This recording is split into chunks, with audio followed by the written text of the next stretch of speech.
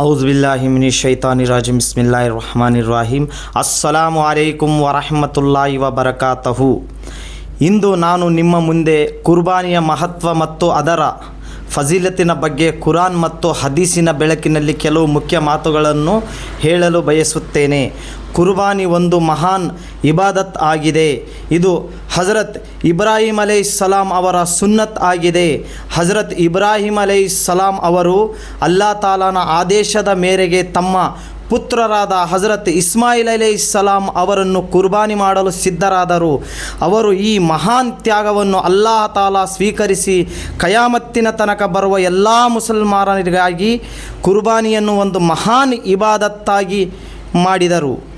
ಅಲ್ಲಾ ತಾಲಾ ಕುರಾನಿನಲ್ಲಿ ಹೇಳುತ್ತಾರೆ, ಫಸಲ್ಲಿಲಿ ರಬ್ಬುಕ ವನ್ಹರ್. ಇದರ ಅರ್ಥ ನಿನ್ನ ರಬ್ಬಿಗಾಗಿ ನಮಾಜ್ ಮಾಡು ಮತ್ತು ಕುರ್ಬಾನಿ ಮಾಡು. ನಬಿ ಕರೀಂ ಸಲ್ಲಲ್ಲಾಹು ಅಲೈಹಿ ವಸಲ್ಲಂ ಕುರ್ಬಾನಿಯ ಬಗ್ಗೆ ಬಹಳ ಮಹತ್ವವನ್ನು ವಿವರಿಸಿದ್ದಾರೆ.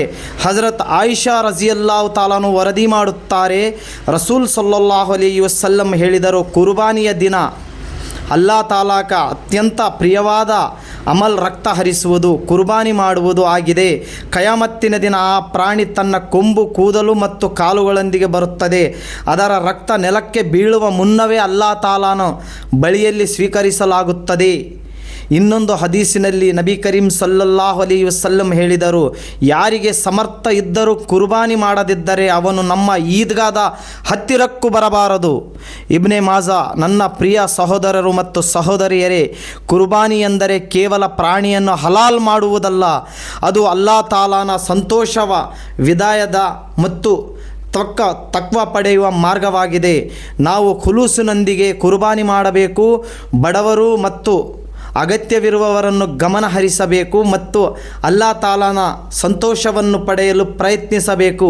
ಅಲ್ಲಾ ತಾಲಾ ನಮಗೆ ಕುರ್ಬಾನಿಯ ನಿಜವಾದ ಅರ್ಥವನ್ನು ತಿಳಿದು ಅದಕ್ಕೆ ಅನುಸಾರವಾಗಿ ಜೀವನ ನಡೆಸುವ ತೌಫೀಕ್ ನೀಡಲಿ. ಆಮೀನ್ ಯಾ ರಬ್ಬುಲ್ ಆಲಮೀನ್.